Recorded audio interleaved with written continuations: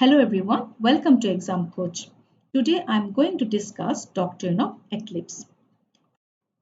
What is Doctrine of Eclipse? Eclipse বুলি ক'লে আমি সকলোৱে বুজি পাওঁ Eclipse occurs when one object overshadows the other. তো solar eclipse examples সহায়ত মই আপোনালোকক Doctrine of Eclipse টো বুজাম। Solar eclipse happens when the moon gets in the way of sunlight and casts its shadow on earth.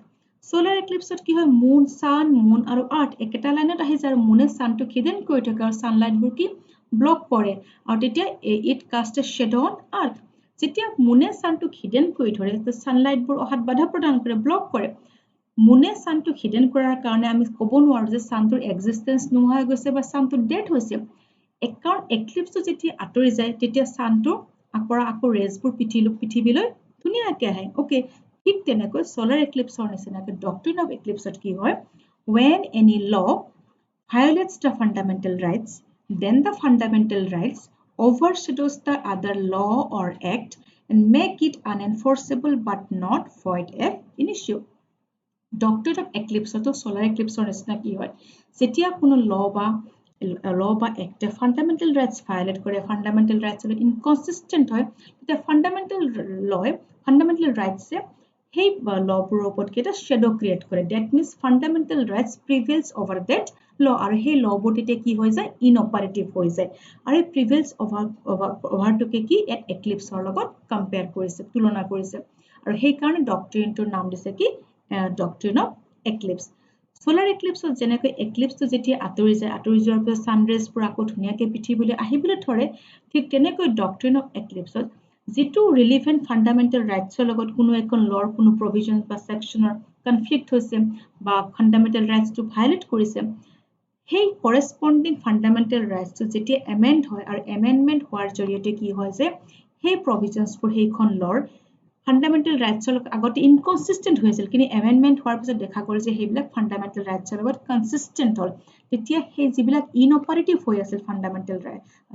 provisions সেই law বা actখনৰ সেই provisions বোৰ আকৌ কি operative হয় so সেই eclipse টো কি হয় আঁতৰি যায় সেই কাৰণে কোৱা হয় যে এটো কি doctrine of eclipse বুলি doctrine টোৰ নাম দিছে কি doctrine of eclipse so this is the simple concept of doctrine of eclipse so doctrine of eclipse emanates directly from article 13(1) of the constitution and it generally relates to pre-constitutional law so doctrine of eclipse ক্ষেত্ৰত যেতিয়া pre-constitutional law বোৰ inconsistent fundamental rights লগত তেতিয়া সেইবোৰ null and void নহয় কিন্তু কি হৈছে সেইবোৰ unenforceable হয় inoperative হয় আমি ক'ব পাৰো যে simply ক'বলৈ হলে যে sleeping mode গুছি যোৱা বুলি ক'ব পাৰো ওকে কিন্তু সেইবোৰ কি আমি dead বুলি ক'ব নোৱাৰো so these laws are hidden by the relevant fundamental rights যিটো fundamental rights লগত conflict হৈছে সেই fundamental rights টো সেই provision টো কি hidden কৰি ৰাখে সেই কাৰণে eclipse লগত compare কৰিছে আৰু কৈছে যে eclipse is said to cast on it আৰু সেই inconsistency টো আঁতৰি যায় যেতিয়া সেই corresponding fundamental right টো amendment হয় আৰু তেতিয়া সেই law টো automatically কি হয় operative হয় so this is the doctrine of eclipse now we will discuss how the doctrine of eclipse evolved doctrine of eclipse to keneke ahile doctrine of eclipse evolved through many supreme court's ruling after the adoption of the constitution our constitution kon adopt hoisile 26th January 1950 okay আৰু তেতিয়া constitutioner part 3 citizen of fundamental rights প্ৰদান কৰা হৈছিল আৰু fundamental rights also came into force from 26 January 1950 গতিকে constitution খন adopt হোৱাৰ আগতে আৰু বহুত বেলেগ law আছে pre constitutional law কিছুমান আছিল suppose it Indian penal code খন সেইখন 1860 Indian Evidence Act সেইখন হৈছে 1872 তেনেকৈ বহুত pre constitutional law আছিল there were several existing laws at the time when the constitution was adopted some of which were in direct conflict with fundamental rights so in order to determine the validity of these laws the Supreme Court came up with certain principles and doctrines, one of which was the doctrine of eclipse. So, যিবিলাক pre-constitutional law আছিল যেতিয়া constitution খন আমাৰ adopt কৰা হ'ল 26 January 1950 তেতিয়া কিছুমান pre constitutional লৰ কিছুমান প্ৰভিজনছ দেখা গ'ল যে ফাণ্ডামেণ্টেল ৰাইটছৰ লগত ডাইৰেক্ট কনফ্লিক্টত আহিলে বা ফাণ্ডামেণ্টেল ৰাইটছবোৰ ভায়োলেট কৰা দেখা গ'ল তেতিয়া সেই লবোৰৰ ভ্যালিডিটিবোৰ ডিটাৰমাইন কৰাৰ কাৰণে সুপ্ৰিম কোৰ্টে বিভিন্ন ৰুলিং বিভিন্ন প্ৰিন্সিপলছ আহিলে ডক্ট্ৰিনছ কিছুমান ইভলভ আৰু সেই ডক্ট্ৰিনছবোৰৰ এটা হৈছে কি doctrine of eclipse So doctrine of eclipse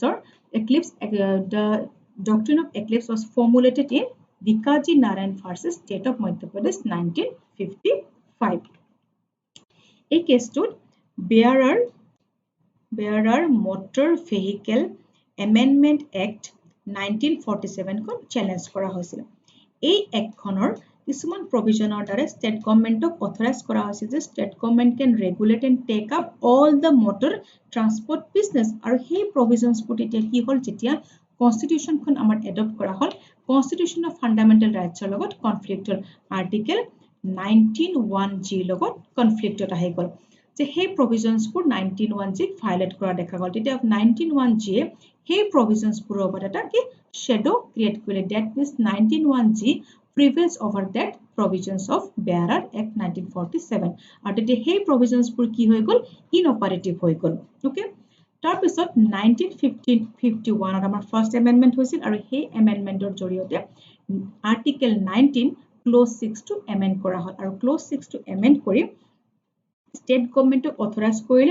the state government to monopolize any business গটিকে এই এমেন্ডমেন্টৰ জৰিয়তে Bearer Actৰ যিবিলাক provisions 19(1)G লগত inconsistent হৈ আছিল সেইবোৰ কি হ'ল consistent হৈ গ'ল আৰু কি eclipse টো আঁতৰি গ'ল আৰু সেইবোৰ provisions আকৌ operative হৈ গ'ল automatically so solar eclipse or নিচিনাকৈ কি হ'ল ইয়াত যে যদি eclipse টো আছিল সেই eclipse টো কি হ'ল amendmentৰ জৰিয়তে আঁতৰি গ'ল আৰু এইবোৰ কি হ'ল আকৌ operative হ'ল so this is the real concept of doctrine of eclipse তো doctrine of eclipse ৰ লগত তেনেকৈ আৰু কিছুমান ruling আছে এটা ইণ্ডিয়ান পেনেল কোডৰ IPC section 3092 যেতিয়া constitution খন আমাৰ adopt হ'ল the 3092 constitutioner 19 আৰু 21 ৰ লগত কনফ্লিক্টত আহিছিল আৰু তেতিয়া 3092 কি ইনঅপাৰেটিভ বুলি সুপ্ৰিম কোৰ্টে কৈছিল হেতু কৈছিল ৰতিনাম কেছটো 3092 আনকনস্টিটিউশন বুলি ডিক্লেয়াৰ কৰিছিল কিন্তু জ্ঞানকৰ কেছটোত কিন্তু হেতু আকৌ ৰিভাৰ্স কৰি পেলাই কৈছিল যে the eclipse on section 309 was removed and become operational again আকৌ পিছত এই eclipse টো আঁতৰাই দিয়ে 3092 19 আৰু 20 লগত কনসিস্টেন্ট হৈ গল আৰু হেতু again operative হ'ল তেনেকৈ আৰু কিছুমান ruling আছে Keshav Madhavan Menon versus state of Bombay FN Balsara তেনেকৈ বহুত rulings আছে কিন্তু মেইন যেটো একচুয়ালি যেটো ফৰ্মুলেট হৈছিল হেতু হৈছিল Bikaji Narayan ভাৰ্সেছ state of Madhya Pradesh কেছটোত okay so এইখিনিৰ পৰা এটা কথা ক্লিয়াৰ হ'ল যে doctrine of eclipse to pre constitutional লৰ ক্ষেত্ৰত এপ্লাই হয় now the question came does the constitution doctrine of eclipse apply to post constitutional law the post constitutional law ক্ষেত্ৰত doctrine of eclipse to applicable হয় নে নহয় এই ক্ষেত্ৰটো বহুত ruling আছে in Dipchand versus State of UP 1959 hetu Supreme Court kole je doctrine of eclipse post constitutional law ক্ষেত্ৰত apply নহয় যিবিলাক post constitutional law fundamental rights to violate কৰিছে আৰু কৈছিল যে যিবিলাক post constitutional law fundamental rights বোৰ violate কৰিছে সেইবিলাক they are null and void from its inception and a stillborn law বুলি কলে যে যেহেতু কনস্টিটিউশন খন এডপ্ট হোৱাৰ পিছত সেই লবোৰ হৈছে পোষ্ট কনস্টিটিউশন লবোৰ হৈছে তাৰ পিছতো তেওঁলোকে সেই লবোৰে ফান্ডামেন্টাল ৰাইটস যদি ভায়োলেট কৰিছে কোনোবা তেনেকুৱা পোষ্ট কনস্টিটিউশন লয় তেতিয়া সেই post constitution লখন from its inception কি void null and void বুলি ধৰা হ'ব ওকে আৰু কোনো সাবসিকুৱেন্ট এমেন্ডমেন্টৰ জৰিয়তে সেইবোৰক ৰিভাইভ কৰিব নোৱাৰিব Dipchand কেছটোত মাইনৰিটি ভিউৱে কিন্তু আকৌ কৈছিল যে নহয় ডক্ট্ৰিন অফ এক্লিপছ টো পোষ্ট কনস্টিটিউশনেল লৰ ক্ষেত্ৰত এপ্লাই হ'ব লাগে কিন্তু মেজৰিটি ভিউতে কৈছিল যে নো ডক্ট্ৰিন অফ এক্লিপছ টো পোষ্ট কনস্টিটিউশনেল লৰ ক্ষেত্ৰত এপ্লাই নহয় আৰু কোনো সাবসিকুৱেন্ট এমেন্ডমেন্টে এনেকুৱা ধৰণৰ পোষ্ট কনস্টিটিউশনেল লবোৰক কি ৰিভাইভ নকৰে তাৰ পিছত আহিলে মহেন্দ্ৰলাল জৈন ভাৰ্সেছ ষ্টেট অফ ইউপি এই কেছটো সুপ্ৰিম কোৰ্টে ডিফাৰেন্ট কেছটো যেটো ভিউ লৈছিল সেই ভিউটোকে কি বহাল ৰাখিলে আৰু এই কেছটোৰ জৰিয়তে প্ৰি কনস্টিটিউশনেল ল আৰু পোষ্ট কনষ্টিটিউচনেল লৰ মাজতে ধুনীয়াকৈ এটা ক্লিয়াৰ এটা ডিষ্টিংশ্যন হৈ গ'ল এই কেছটোত কৈছিলে যে প্ৰি পোষ্ট কনষ্টিটিউচনেল লবোৰক ফ্ৰম ইটস ইনসেপশন কি ভইড বুলি কোৱা হ'ব কিন্তু প্ৰি কনষ্টিটিউচনেল লৰ ক্ষেত্ৰত তেনেকুৱা নহয় প্ৰি কনষ্টিটিউচনেল লৰ যিবিলাক প্ৰভিজনছ ফাণ্ডামেণ্টেল ৰাইটছ ভায়োলেট কৰে যদি সেই ফাণ্ডামেণ্টেল ৰাইটছটো এমেণ্ডমেণ্ট হয় এমেণ্ডমেণ্টৰ জৰিয়তে সেইবিলাক ফাণ্ডামেণ্টেল ৰাইটছৰ লগত কি কনচিষ্টেণ্ট হয় কিন্তু পোষ্ট কনষ্টিটিউচনেলৰ ক্ষেত্ৰত কোনো সাবসিকুৱেন্ট এমেণ্ডমেণ্টে সেইবোৰ ৰিভাইভ নকৰে তাৰপিছত আহিলে state of Gujarat versus Ambika mills কাৰণ যিবিলাক পোষ্ট কনষ্টিটিউচনেল ল কিছুমান নন চিটিজেনৰ ক্ষেত্ৰত বনোৱা হৈছে সেইবিলাক ডক্ট্ৰিন সেইবিলাকৰ ক্ষেত্ৰত কি হ'ব ভেলিডিটিটো কি হ'ব ডক্ট্ৰিন অফ এক্লিপছ এপ্লাই হ'ব নে নহয় এই ডাউট এটা ৰৈ গৈছে সেই সকলোখিনি ডাউট ক্লিয়াৰ হৈছিলে state of Gujarat versus Ambika mills কেছটোত সুপ্ৰিম কোৰ্টে দীপচান্দ আৰু মহেন্দ্ৰলাল জৈন কেছটোত যিটো ভিউ লৈছিলে সেই ভিউটো অম্বিকা মিলছ কেছটোত তেওঁলোকে কি সুপ্ৰিম কোৰ্টে কি কৰিলে মডিফাই কৰিলে supreme court held that a post constitutional law which is inconsistent with fundamental rights is not nullity and non-existence in all cases and for all purposes because the doctrine of absolute nullity is not a universal rule there are many exceptions to it সকলো ক্ষেত্ৰতে সেই post constitutional লবোৰ কি nullity নহয় কিয়নো doctrine of absolute নালিটিটো যেহেতু ইউনিভাৰ্সেল concept নহয় আৰু সেইবিলাকৰ কিছুমান কি এক্সেপশনছ আছে যিবিলাক পোষ্ট কনষ্টিটিউচনেল ল যিবিলাকে ফাণ্ডামেণ্টেল ৰাইটছ ভায়োলেট কৰিছে আৰু সেইবিলাক কিন্তু কি নন চিটিজেনৰ ক্ষেত্ৰত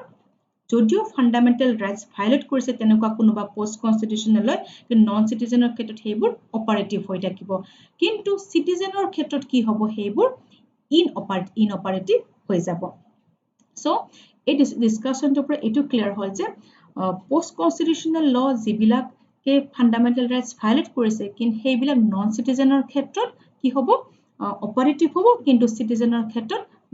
ইনঅপাৰেটিভ হ'ব কিয়নো ফাণ্ডামেণ্টেল ৰাইটছবোৰ অকল চিটিজেনক দিয়া হৈছে fundamental rights are not conferred on non citizen and non-citizens cannot take the advantage of voidness of the law. So the doctrine of eclipse is only against the citizens, okay? That they remain in dormant and or moribund condition, but they remain in operation as against the non-citizens. So non-citizener ক্ষেত্ৰত কি হ'ব হেবোৰ operative হৈ থাকিব because they are not because who are not entitled to fundamental rights যেহেতু non-citizens বোৰকে fundamental rights দিয়া নহয় গতিকে সিটিজেনৰ ক্ষেত্ৰত হেবোৰ কি হ'ব ইনঅপাৰেটিভ হ'ব আৰু নন সিটিজেনৰ ক্ষেত্ৰত হেবোৰ হ'ব অপাৰেটিভ হ'ব so this is the doctrine of eclipse I hope আপোনালোকে discussion টুবাৰ্ড eclipse doctrine of eclipse টোৰ যিটো কনসেপ্ট হেতু ক্লিয়াৰ হৈছে so stay tuned to exam coach and thank you